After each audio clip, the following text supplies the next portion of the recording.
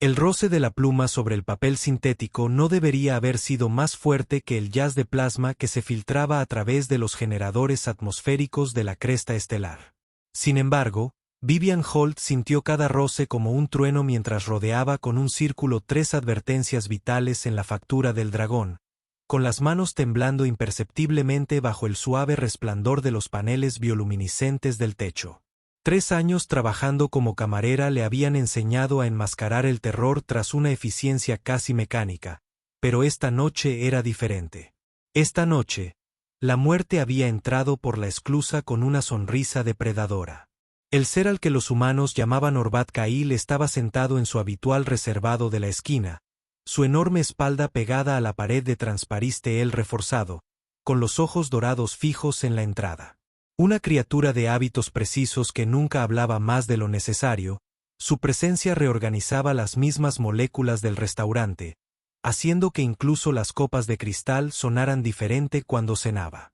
Las alas del dragón se plegaban contra las paredes curvas del reservado, moviéndose ocasionalmente con lenta deliberación, sus membranas translúcidas captando y refractando la luz ambiental de la estación en patrones que parecían casi hipnóticos.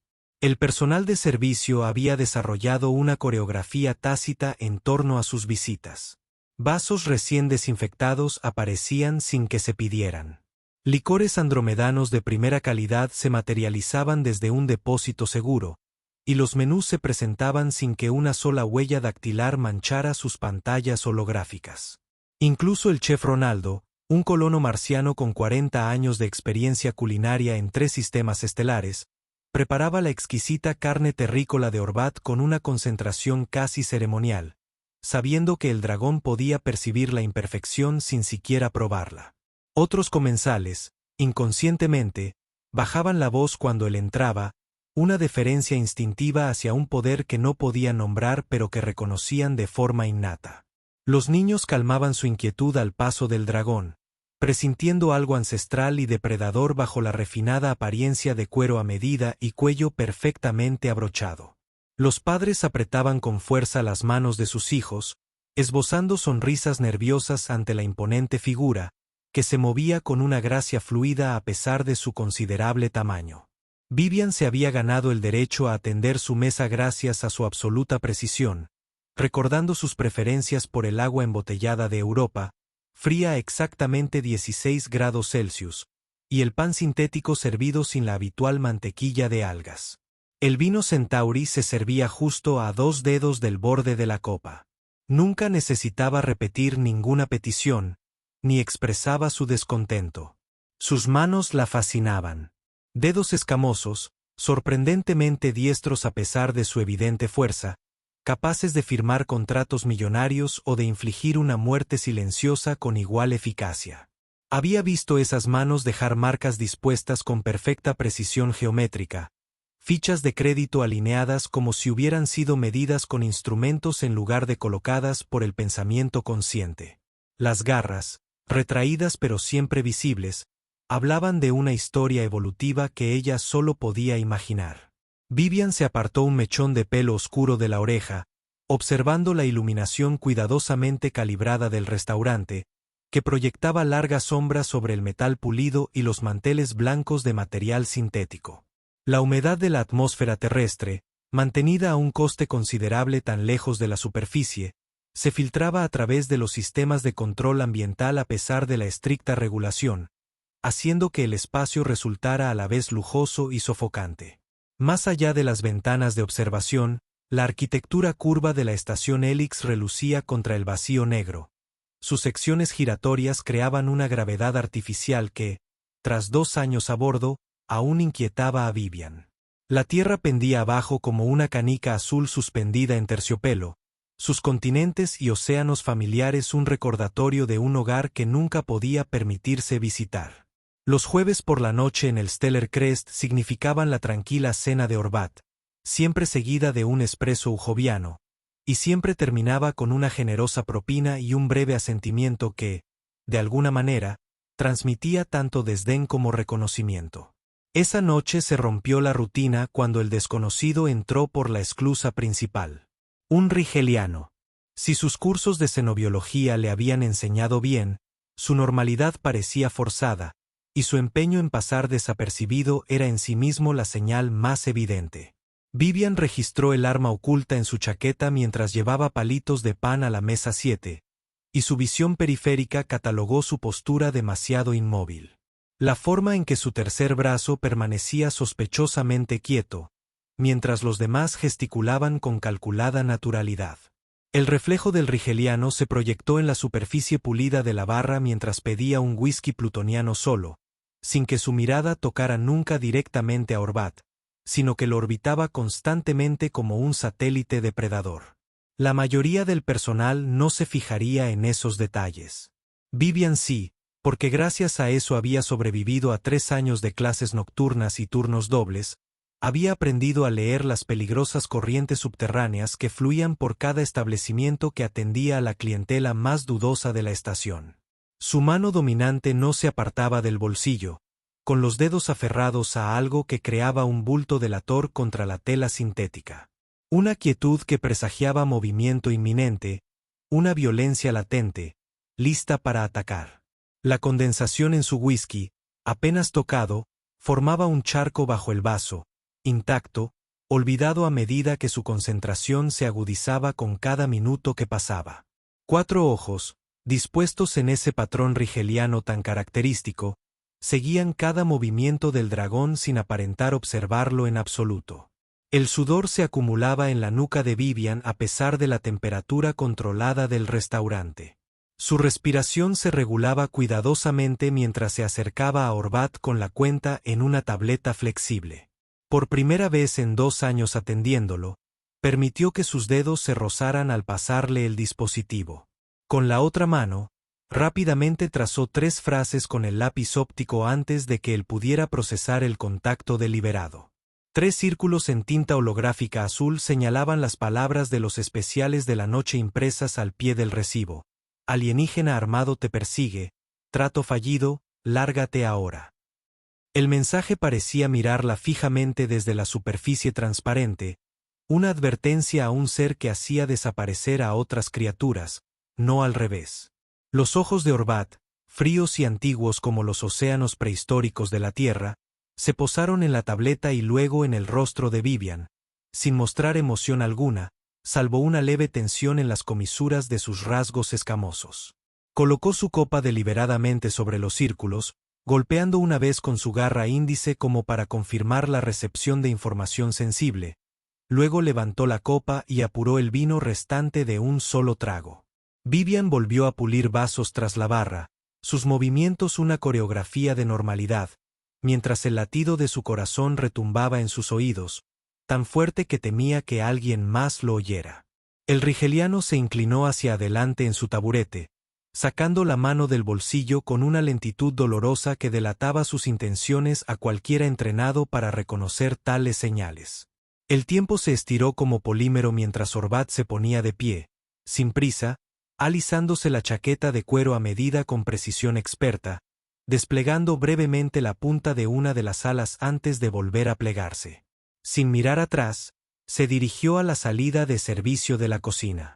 La impostura se relajó a pesar de la advertencia, como si simplemente saliera a tomar aire.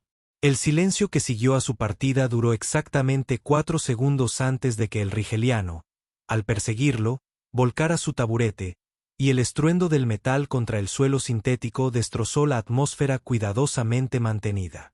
2 seres con trajes oscuros se materializaron de entre las mesas de la esquina. Sus movimientos, de repente concentrados y decididos, se volvieron precisos. Uno era humano, el otro de una especie que Vivian no pudo identificar de inmediato, pero ambos se movían con la eficiencia entrenada de un profesional de la seguridad. Se oyó un cristal romperse cerca de la cocina, seguido de un sonido como de aire comprimido liberándose, amortiguado pero distinto al fuerte golpe que Vivian sintió a través de las placas del suelo bajo sus zapatos. La música de plasma ya seguía sonando como si nada hubiera pasado. Un solo de saxofón gemía ajeno a la violencia que acababa de ocurrir en los estrechos pasillos de servicio que recorrían la infraestructura de la estación. El gerente Gideon apareció, con sus rasgos centauranos cuidadosamente inexpresivos, y anunció que el restaurante cerraría temprano debido a una avería en la cocina. Sus ojos advertían al personal que no hicieran preguntas sobre cosas que no habían presenciado oficialmente.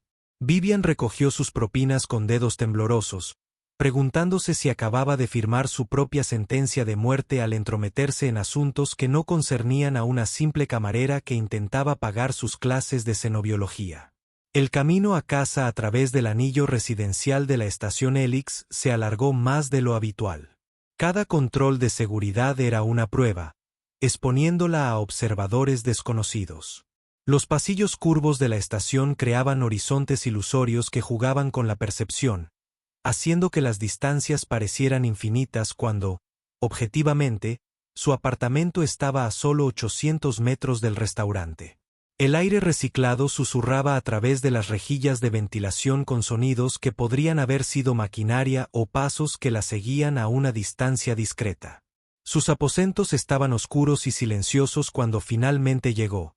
El clic de la cerradura resonó con fuerza en el pasillo vacío, haciendo eco en las paredes metálicas que de repente se sintieron más como una trampa que como un refugio. Esa noche, durmió de espaldas a la pared, con una herramienta de mantenimiento bajo la almohada, los ojos ardiendo por negarse a cerrarlos hasta que el cansancio finalmente la venció cerca del inicio del ciclo artificial del amanecer de la estación. La mañana no trajo ninguna llamada de seguridad, ninguna noticia informando de incidentes inusuales, ninguna evidencia de que hubiera ocurrido algo destacable en la cresta estelar. El restaurante permanecía cerrado por mejoras en el equipo. Un aviso impreso apresuradamente se mostraba en la pantalla de entrada cuando Vivian pasó por allí camino a clase en el Instituto Técnico Helix. La clase de psicología criminal del profesor Arlo parecía cruelmente irónica mientras Vivian luchaba por concentrarse, sus apuntes convertidos en garabatos sin sentido mientras su mente repasaba la quietud depredadora del rigeliano, el peso de su arma oculta. El aula se sentía expuesta, a pesar de estar en lo profundo del sector educativo de la estación. Demasiados puntos de acceso, demasiados visores que daban al vacío, demasiados rostros desconocidos que podrían pertenecer a cualquiera. 2 días transcurrieron en una niebla de hipervigilancia. Vivian se sobresaltaba con las sombras y dormía a ratos, de forma intermitente, lo que la dejaba exhausta y paranoica, al igual que su compañera de habitación. Una alegre colona lunar llamada Petra le preguntó por las ojeras, pero Vivian lo desvió con excusas sobre los exámenes finales y los trabajos de investigación que tenía que entregar. La llamada llegó el sábado por la mañana. Apareció en su comunicador personal mientras estaba sentada en su estrecho aposento, intentando concentrarse en la lectura de un documento firmado. La cresta estelar reabriría esa noche. Se esperaba que todo el personal se presentara como de costumbre. Nada más, ninguna explicación, ningún reconocimiento del incidente del jueves, solo la voz de Gideon manteniendo una frialdad profesional, como si hablara de cambios rutinarios en la agenda. Regresar se sintió como entrar en una brecha de contención. La familiar calidez del restaurante ahora parecía siniestra, a pesar de los arreglos florales frescos en cada mesa y un nuevo camarero puliendo vasos donde se había sentado el rigeliano. Vivian se anudó el fajín del uniforme con dedos temblorosos, preguntándose si la habían olvidado o simplemente pospuesto su visita, si esta noche traería respuestas o simplemente más preguntas que no se atrevía a formular. El sobre apareció en su casillero durante la hora de la comida, encajado entre su uniforme de repuesto y sus provisiones de emergencia. Papel sintético color crema con su nombre escrito en una elegante caligrafía que sugería una caligrafía orgánica o una impresión digital muy costosa. Sin remitente, sin explicación más allá del peso del material caro.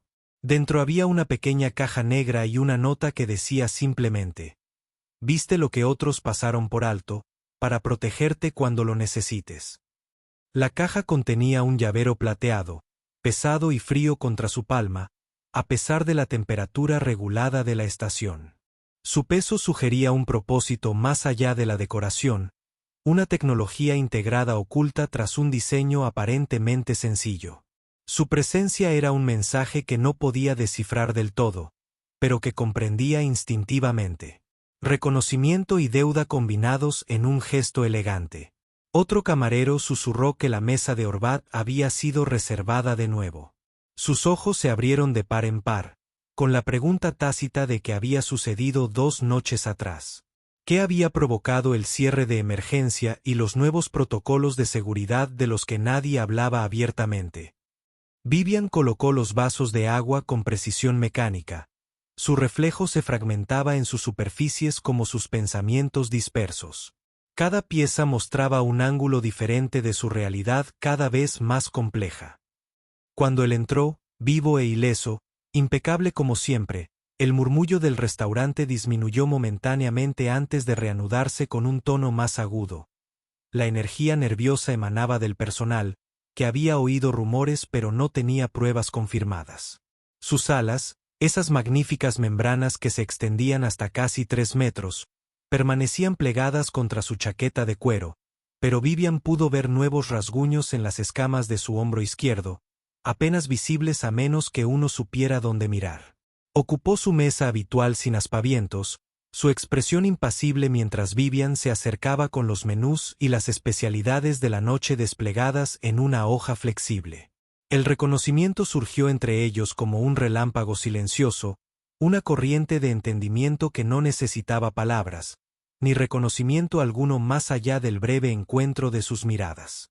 Ella le sirvió agua europea sin sostenerle la mirada, pero al sentir su atención recorrer el contorno de su rostro con una intensidad que la dejó sin aliento, la hizo agudamente consciente de lo pequeños y frágiles que eran los humanos comparados con su antigua especie. Los demás comensales permanecían ajenos al hilo invisible que unía a la camarera y al dragón. Sus conversaciones informales durante la cena creaban una sinfonía de normalidad que disimulaba la peligrosa corriente subterránea. Vivian se movía entre las mesas con una facilidad casi mecánica, su cuerpo funcionando por memoria muscular mientras su mente calculaba las probabilidades de supervivencia, sopesando las implicaciones de aquel llavero plateado ahora sujeto a su bolsillo frente a la realidad de su creciente deuda estudiantil. La seguridad de Orbat se había duplicado desde el incidente, notó. Seres estratégicamente posicionados por todo el comedor, siguiendo patrones que solo un ojo entrenado reconocería, especies de todo el espacio conocido unidas por su evidente competencia y movimientos coordinados. Se comunicaban mediante microexpresiones y sutiles gestos con las manos. Un lenguaje silencioso de protección y vigilancia que fascinaba la mente académica de Vivian, dotando a sus trabajos de investigación de una nueva profundidad que jamás podría citar oficialmente. El restaurante mismo se había transformado en la percepción de Vivian. Ya no era simplemente un lugar de trabajo, sino un complejo entorno táctico. Lo que antes era solo un espacio donde obtenía créditos para pagar la matrícula, ahora era un rompecabezas tridimensional donde cada entrada representaba una vulnerabilidad. Cada superficie reflectante ofrecía una ventaja táctica y cada utensilio de cocina podía ser un arma. Los libros de texto sobre estructuras organizativas criminales cobraron vida ante sus ojos. Teorías que había considerado ejercicios académicos ahora se manifestaban con una claridad aterradora. El posicionamiento jerárquico del equipo de seguridad de Orbat, la deferencia mostrada por otros sospechosos, la zona de seguridad cuidadosamente mantenida alrededor de su mesa. Todo coincidía con patrones que había estudiado en entornos académicos asépticos. La academia hecha realidad, con implicaciones aterradoras para su futuro. Su voz, cuando finalmente habló, la sorprendió por su calidez. Un tono grave y refinado, con armonías que sus oídos humanos apenas podían procesar. Nada que ver con el frío depredador que había imaginado solo por su reputación. «Vieirás de Betelgeuse esta noche», dijo, pronunciando el nombre del sistema estelar con acentos que ella no podía imitar. ¿Las recomendaría? Las preguntas parecían tener un peso que iba más allá de simples opciones para cenar, capas de significado que ella se esforzaba por descifrar. «Depende de si confía en el chef», respondió Vivian, con el doble sentido claro solo para ellos, un código que surgía entre depredador y salvador inesperado. Algunos encuentran la preparación demasiado agresiva, otros aprecian la complejidad. Su sonrisa, fugaz y efímera, transformó sus rasgos draconianos de escultura de mármol a algo casi accesible. Confiaré en su criterio entonces, dijo, devolviéndole la carta con deliberado cuidado, rozando sus dedos escamosos con los de ella por segunda vez en 3 años. El contacto le recorrió el brazo con una descarga eléctrica, despertando instintos que no comprendía del todo, advertencias sobre los peligrosos caminos que comenzaba a recorrer. La cena transcurrió con una normalidad aparente, pero Vivian sintió el cambio en la atmósfera como una tormenta inminente. Cada vez que se acercaba a su mesa, las conversaciones cercanas se apagaban, creando pequeños silencios que la seguían como ondas en aguas tranquilas. Su equipo de seguridad, al menos ahora los reconocía sin duda alguna, ocupaba posiciones estratégicas por todo el restaurante. Sus posturas relajadas ocultaban una vigilancia atenta que no pasaba por alto nada. Uno de ellos asintió casi imperceptiblemente a Vivian al pasar, un gesto de reconocimiento que le aceleró el corazón. La estaban vigilando, evaluando, incorporándola a su análisis táctico del entorno. Las implicaciones la aterraban y la fascinaban a partes iguales. «Nunca me preguntas mi nombre», Horvath dijo cuando ella le trajo su jovial Vivian Espresso, la frase flotando entre ellos como un puente a medio construir, una invitación a cruzar a un territorio que ella había evitado deliberadamente. Después de 2 años de servicio, después de la noche del jueves, merecías saber a quién salvaste. Vivian colocó la taza de café con precisión en el platillo, ganando unos segundos para recomponerse, para ordenar los pensamientos que amenazaban con dispersarse como pájaros asustados. «Conocer tu nombre me convierte en una carga, no en una salvadora», respondió, sorprendiéndose a sí misma de su audacia, de la calma en su voz a pesar de su pulso acelerado. Años de atender a clientes exigentes le habían enseñado a proyectar confianza, incluso cuando estaba aterrorizada. Horvath Cahill se presentó de todos modos, rompiendo su propia regla de anonimato operativo, el nombre un regalo y una carga. Carga, contenida simultáneamente en 2 simples palabras. Y no te considero una carga, Vivian Holt. Te considero una inversión que vale la pena proteger. El sonido de su nombre completo en sus labios, pronunciado en esas armonías imposibles, le heló la sangre a pesar de la temperatura cuidadosamente regulada del restaurante. Él había investigado, la conocían, probablemente habían visto el reducido espacio donde dormía con herramientas de mantenimiento bajo la almohada, la creciente deuda de la matrícula del instituto técnico, las comidas cuidadosamente presupuestadas que le permitían funcionar, pero nunca la satisfacían del todo. «No te ayudé por protección ni por inversión», susurró, con los puños apretados a los costados, luchando contra el impulso de huir. «Ayudo porque mirar hacia otro lado cuando alguien necesita ser advertido no es propio de mí». El crepúsculo se cernía tras las ventanas de observación, la línea del terminator de la Tierra avanzando lentamente sobre continentes familiares mientras la rotación de la estación los llevaba hacia el lado nocturno del planeta. Las luces de las ciudades comenzaron a emerger abajo, miles de millones de vidas ajenas a los peligrosos juegos que se desarrollaban sobre sus cabezas. «Porque mirar hacia otro lado cuando alguien necesita ayuda no es propio de mí», concluyó Vivian, una verdad que no requería más explicaciones ni justificación que la simple certeza moral que había aprendido de sus padres, quienes nunca habían abandonado la superficie terrestre. La expresión de Horvath cambió sutilmente, algo parecido al respeto reemplazando su habitual evaluación calculada. «El asesino fue enviado por el sindicato Benic», explicó, ofreciendo información como moneda de cambio, como compensación por su repentina situación. Una relación desequilibrada. Un desacuerdo comercial escaló desmesuradamente cuando me negué a facilitar su expansión a las redes de transporte lunar. El nombre Benix se grabó de inmediato en la memoria de Vivian, una organización criminal mencionada en la conferencia del profesor Arlo sobre las empresas interplanetarias emergentes, conocida por su brutal eficiencia y su expansión a territorios tradicionalmente controlados por otros sindicatos. Su reputación por eliminar testigos hacía que la existencia de Horvath fuera aún más notable, sugiriendo recursos y capacidades que apenas podía imaginar. Más allá de las ventanas, una nave patrullera pasó a la deriva, con sus luces intermitentes parpadeando en patrones que la identificaban como seguridad de la estación.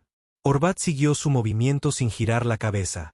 Solo la leve tensión en sus hombros delataba su atención, un instinto evolutivo que le advertía de posibles amenazas, incluso de una autoridad aparentemente legítima.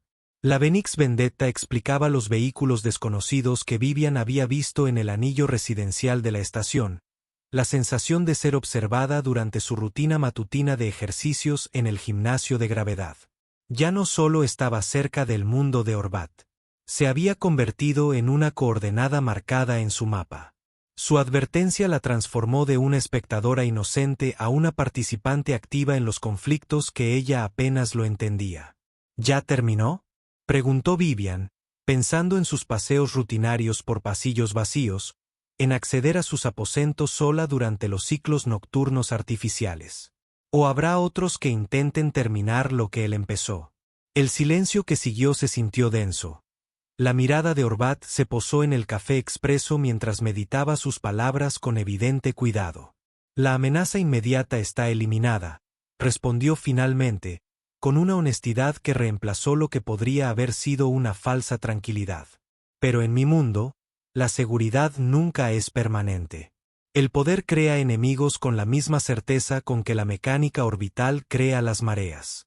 Vivian asintió, comprendiendo más de lo que deseaba sobre la naturaleza precaria del poder y los enemigos que generaba.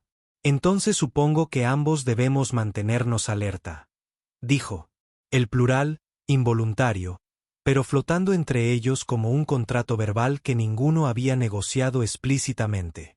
Lo que escribí lo dije en serio, dijo Orbat mientras se preparaba para irse, colocando tarjetas de crédito bajo su platillo, dispuestas con esa característica precisión geométrica.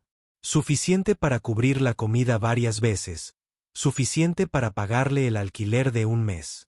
El llavero no es solo una muestra de gratitud. Su significado se convertirá en despeja si es necesario. Vivian se tocó el bolsillo donde descansaba el peso plateado, preguntándose qué protección podría ofrecer un llavero contra los peligros que rodeaban a un ser como Orbat Kal. ¿Y si no quiero formar parte de tu mundo?, preguntó, expresando el miedo que la atormentaba desde el jueves, la pregunta que la mantenía despierta durante sus ciclos de sueño. Demasiado tarde, respondió Orbat, erguido con una gracia fluida que desmentía el poder que yacía bajo su ropa a medida, con las alas agitándose ligeramente al ajustar su postura. Entraste en mi mundo en el momento en que marcaste esas palabras en mi factura. Ahora ambos debemos afrontar las consecuencias. A la mañana siguiente, aparecieron barreras de seguridad alrededor de una sección de los pasillos de servicio cerca del Stellar Crest, cintas holográficas azules y blancas ondeando en las corrientes de aire del sistema de ventilación. 2 oficiales de seguridad de la estación entrevistaron al personal de cocina, evitando deliberadamente a Vivian. Sus preguntas eran vagas sobre disturbios, en lugar de específicas sobre disparos o violencia. La noticia se extendió por la red de personal del restaurante como plasma por un conductor. El cuerpo del rigeliano había sido descubierto a 3 secciones de distancia, en un basurero. Unidad de reciclaje, una sola herida punzante bajo la mandíbula, las armas aún enfundadas y sin marcar. Dispararon. La hora de la muerte coincidió perfectamente con el camino de Vivian a casa, creando coartadas imposibles que la absolvían de cualquier implicación directa, a la vez que confirmaban que había presenciado algo significativo. Orbat no regresó en una semana. Su ausencia era notoria en la mesa de la esquina de los jueves, que permanecía vacía a pesar de que otros clientes la solicitaban. Gideon rechazaba todas esas peticiones con una cortesía ensayada. El sistema de reservas la marcaba como reservada permanentemente, un santuario de la rutina que no debía alterarse. El profesor Arlo habló sobre el crimen organizado esa semana. Su animada conferencia sobre la omerta, el código del silencio, adquirió un nuevo significado mientras Vivian permanecía rígida en su asiento. Quienes rompen el silencio rara vez sobreviven para lamentarlo, enfatizó, sin ser consciente de su experiencia personal con el concepto, sin ser consciente de que sus marcos teóricos se manifestaban en su vida con una inmediatez aterradora. Su compañera de piso, Petra, comentó sobre el llavero de plata que Vivian nunca dejaba de llevar, curiosa por la única inicial que no coincidía con ninguna. Una persona de su círculo social conocido. Solo un regalo de un cliente habitual, explicó Vivian, una verdad a medias más fácil que explicar cómo se había enredado con un señor del crimen dragón cuya protección le resultaba a la vez tranquilizadora y asfixiante. Paradójicamente, ahora dormía con más facilidad. La herramienta de mantenimiento volvió a su sitio mientras Vivian descubría una extraña sensación de seguridad ante la ausencia de Orbat. El grupo residencial había contratado a un nuevo empleado de mantenimiento que parecía inusualmente atento a la hora de revisar los sistemas de seguridad y controlar los accesos. Su especie le era desconocida, pero su presencia le daba la impresión de vigilancia, no de amenaza. Su presencia no era una amenaza. El cierre temporal no era una amenaza. El cierre temporal no era una amenaza. El cierre temporal no era una amenaza. El cierre temporal no era una amenaza. El cierre temporal no era una amenaza. El cierre temporal no era una amenaza. El cierre temporal no era una amenaza. El cierre temporal no era una amenaza. El cierre temporal se consideró mantenimiento del equipo, no limpieza de la escena del crimen. Vivian se fijó en las nuevas placas de la terraza instaladas detrás de la barra. Paneles nuevos cubrían con precisión el lugar donde el rogeriano había estado antes de perseguir a Orbat por los pasillos que se habían convertido en su tumba. El semestre en el Instituto Técnico Helix avanzaba hacia los exámenes finales. La atención de Vivian se dividía entre el estudio y una hiperconciencia de su entorno. Se sorprendía analizando reflejos en superficies pulidas, catalogando la posición de las manos de desconocidos y anotando las salidas de emergencia allá donde iba. El mundo de Orbat se estaba infiltrando en su vida estudiantil, transformándola de observadora pasiva a participante activa en estrategias de supervivencia que solo había estudiado teóricamente.